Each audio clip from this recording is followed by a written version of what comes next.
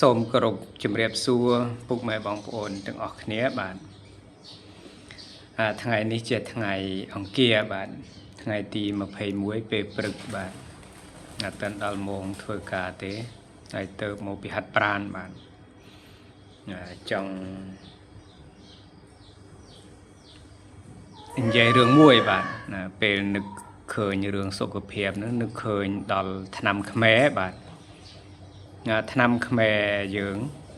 ប៉កែបាទបើសិនជាយើងចេះផ្សំណាបាទ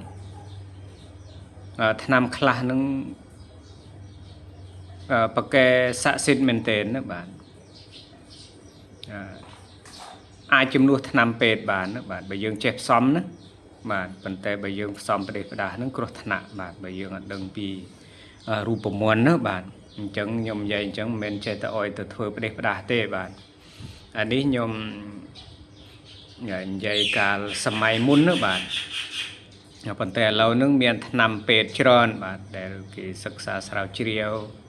គេរកឃើញគេផលិតបានណាបាទដោយមិនចាំបាច់ប្រើថ្នាំខ្មែរបាទប៉ុន្តែកាលពីដើមហ្នឹងអត់សូវមានថ្នាំពេទ្យទាន់សម័យបាទគឺខ្ញុំមានថ្នាំ2ប្រភេទបាទថ្នាំ2ប្រភេទដែលខ្ញុំ3ប្រភេទបាទមានថ្នាំ3ប្រភេទដែលខ្ញុំបានប្រើផ្ទាល់ជាមួយខ្លួនឯងនោះបាទ2ប្រភេទខ្ញុំដាក់ឲ្យពុកខ្ញុំហើយមកប្រភេទទៀតនោះខ្ញុំហូបខ្លួនឯងនោះបាទថាចាំមើលខ្ញុំប្រាប់ថាថ្នាំអីខ្លះបាទថ្នាំប្រភេទទី1បាទថ្នាំទី1គឺថ្នាំគ្រុនចាញ់បាទថ្នាំគ្រុនចាញ់គឺពុករបស់ខ្ញុំកើតគ្រុនចាញ់កាលនោះកើតទៅដឹកឈើបាទឆ្នាំកៅជាងហ្នឹងកើតទៅ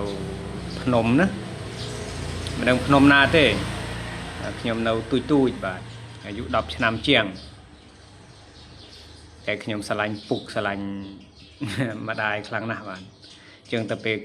លឃើញគាត់ឈឺអញ្ចឹងខ្ញុំហូបបាយអត់បានទេហើយដល់ពេលគាត់ត្រឡប់មកវិញបានប្រហែលជា 4-5 ខែគាត់គ្រុនចាញ់បាទគាត់គ្រុនចាញ់គាត់ទៅពេទ្យបាទទៅពេទ្យស្រុក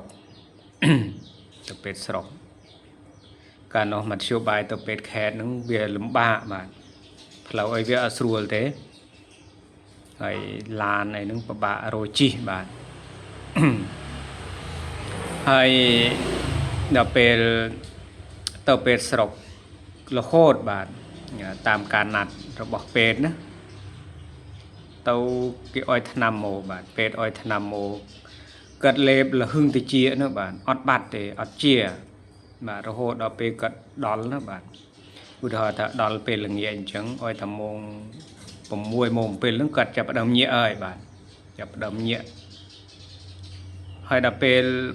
ផុតពីម៉ោង7ទៅធម្មតានេះគ្រុនចាញ់វាអញ្ចឹងណាបាទខ្ញុំឃើញច្បាស់បាទទៅដល់ពេលដល់ញាក់ហើយបើដល់ពេលហ្នឹងធម្មតាបាទអញ្ចឹងកាត់គ្រុនមករហូតប្រហែលជា3ខែជាងបាទអត់ជាហើយខ្ញុំជូនកាត់ទៅពេទ្យរហូតដល់ចុងក្រោយហ្នឹងបបួលកាត់ទៅបាទសុំឲ្យកាត់ទៅគាត់ថាអត់ចង់ទៅទេគាត់ថាណែទៅធ្វើអីបើអត់បាត់ហ្នឹងគាត់អត់ចង់លេបថ្នាំទៀតទេគាត់លេបលហឹងតិចហើយបាទតែខ្ញុំភ្លេចបាទខ្ញុំភ្លេចថាចុងក្រោយដែលខ្ញុំបបួលគាត់ទៅហ្នឹងគាត់ទៅឬមិនទៅហ្នឹងខ្ញុំចាំអត់បានទេបាទប៉ុន្តែស្រាប់តែថ្ងៃមួយហ្នឹងមានតាម្នាក់លោកតាម្នាក់ហ្នឹងគាត់ជាអ្នកក្លឹបបួសក្លឹបរៀនគាត់មានចំណេះដឹងក្នុងភូមិណាជាទីគោរពរាប់អានរបស់អ្នកភូមិបាទ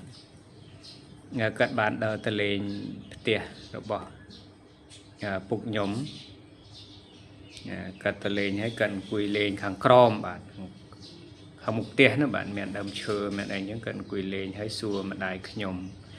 ถ้าบัดปุกขยมนึงเต้าหน้าได้เคยเจอนะการเอาปุกยมกัดเดยนลุบเตี้ยกัดสำราญนลุบเตี้ยกัดกรุนนู้กันเงยจ่อได้เตถ้าได้เคยเดินบัดเจริญแขยจังนะบานมาได้ขยมกัดปรับถ้ากรุนจัน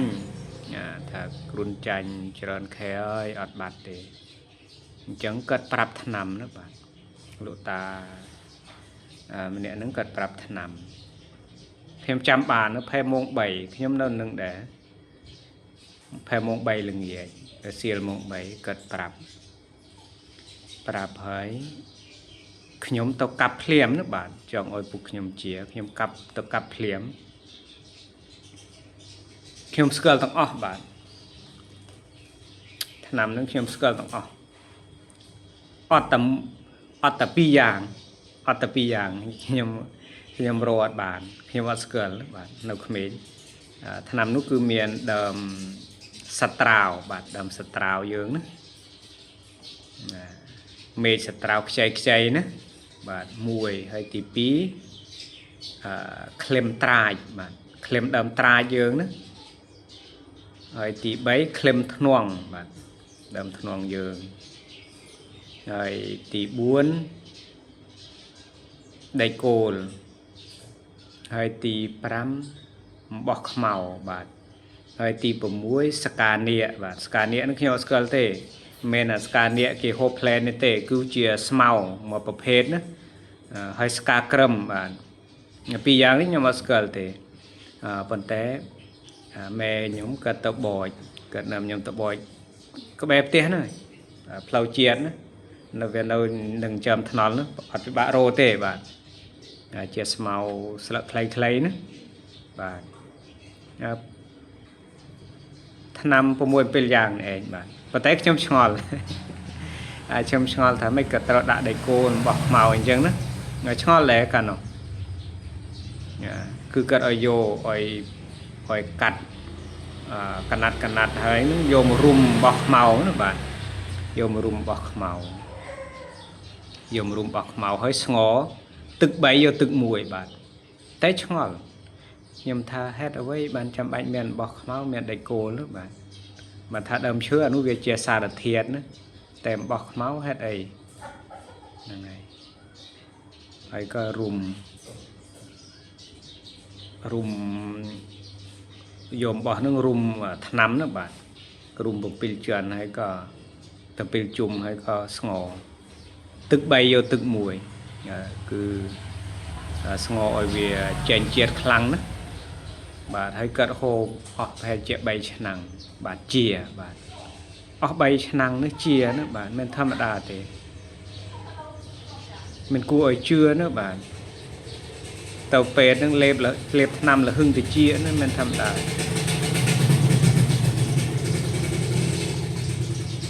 hay anh ấy tham mùi hay tham mùi tiết để nhầm đã ở cận nó cắt bạ cho ông chân ní và phục nhóm slap bạ cho ông chân ní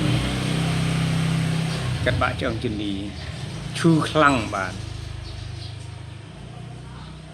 chư khăng thấy ca nó cao chiang để bạnมันđangตัดเป็ดนนอินานะbạnเรื่องมัดโชบายทัวดำเนินพองเรื่องจีเพียพองนึกบาทเราเป็นจังทุกปบ้ายังเราสกเสจนบัดนึกบาทเราเป็นจังกัดปรับยมบาทกัดปรับยมหอยตโรธนำอันนี้ปุ๊กยังปรับตัวท่าหอยตโรธนำได้ปุ๊กเสมอเมื่อยังกัดปรับธนำแต่ขยมเพลเจจำมันจะบ้าบาดทำนิดเพยจะจำมันจะบ้าเต้เป็นแต่จำบ้านเมียนตำเปียงหรือใส่สรกตำเปียงหรือใส่เปรย์บาดการไปเดิมเมียนใส่เปรย์นะสองไอ้เพยจะบาโรภูมิยมตำเปียงใส่สรกตำเปียงใส่เปรย์ปวงสตราว បំពងសត្រាវគឺអាមេឃចែកហៅបំពងណាបាទហើយកន្តើយបាក់ដៃបាទដើមកន្តើយបាក់ដៃណា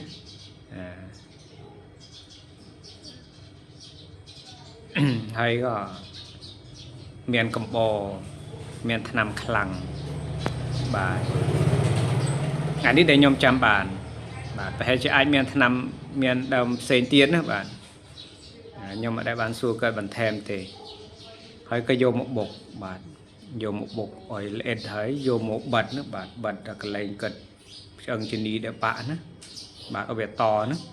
គឺគាត់ឈឺក៏រកអត់រួចទេបាទរកអត់រួចគឺឈឺខ្លាំងគាត់ដឹងតែបាក់បាទគាត់ថាបាក់ក៏រកអត់រួចទេ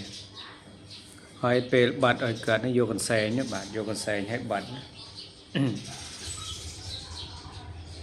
ព្រឹកឡើងគាត់ថាជាហើយគាត់ថាយប់មិញគាត់សម្រានអត់លក់ទេដោយសារវាតឆ្អឹងវាតហ្នឹងគាត់ថាលឿនលឹកក្រឹបព្រឹកហ្នឹងហើយព្រឹកឡើងជាបាទមិនមែនធម្មតាទេអត់បាច់ទៅពេទ្យទេបាទហើយថ្នាំមួយដែលខ្ញុំប្រើខ្លួនឯងដែលខ្ញុំប្រើខ្លួនឯងហ្នឹងគឺខ្ញុំពុលឡូពុលទន្លេណាទន្លេសាបយើងណាបាទទន្លេសាបយើងកាលនោះខ្ញុំជិះទូទៅពោធិ៍សាត់ជិះកណូតទៅពោធិ៍សាត់ទៅវាពុលបាទពុលកន្លះខែណាបាទយើងនៅលើគោណាឃើញផ្ទះរត់បាទឃើញផ្ទះរត់ឃើញដើមឈើរត់បាទបើមើលដើមឈើឃើញដើមឈើរត់បាទបើមើលផ្ទះឃើញផ្ទះរត់បាទវិលរហូតបាទភ័យបាទហើយក៏លោកតាម្នាក់ដែលប្រាប់ថ្នាំគ្រុនចាញ់ឯងគាត់ប្រាប់ម្ដាយខ្ញុំប្រាប់ខ្ញុំអីយ៉ាដែលខ្ញុំប្រាប់ខ្ញុំ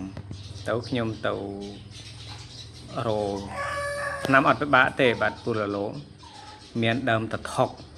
កយើងណាបាទតថុកធ្ងន់ផ្លែណាបាទបាត់ចម្រៀងថាតម្រៃធ្ងន់ភ្លុកតថុកធ្ងន់ផ្លែណាបាទដើមរឹសតថុកណាបាទរឹសតថុកហើយក៏រឹសលពាកយើងលពាកបន្លាណាបាទយកមកស្ងោរផឹកជាបាទអញ្ចឹងថ្នាំខ្មែរយើងនឹងអស្ចារ្យមែនទែនបើយើងចេះផ្សំណាបាទប៉ុន្តែកុំលឺខ្ញុំនិយាយចេះឲ្យបងប្អូនយកទៅផ្សំផ្ដេសផ្ដាស់ណាអត់បានទេបាទគ្រោះថ្នាក់ហើយជាពិសេសបច្ចុប្បន្ននេះមានថ្នាំពេទ្យដែលទាន់សម័យណាបាទតែប៉ុន្តែបើសិនយើងចង់ប្រើនោះតើតាពេទ្យត្រូវអស់លទ្ធភាពហើយណាបាទ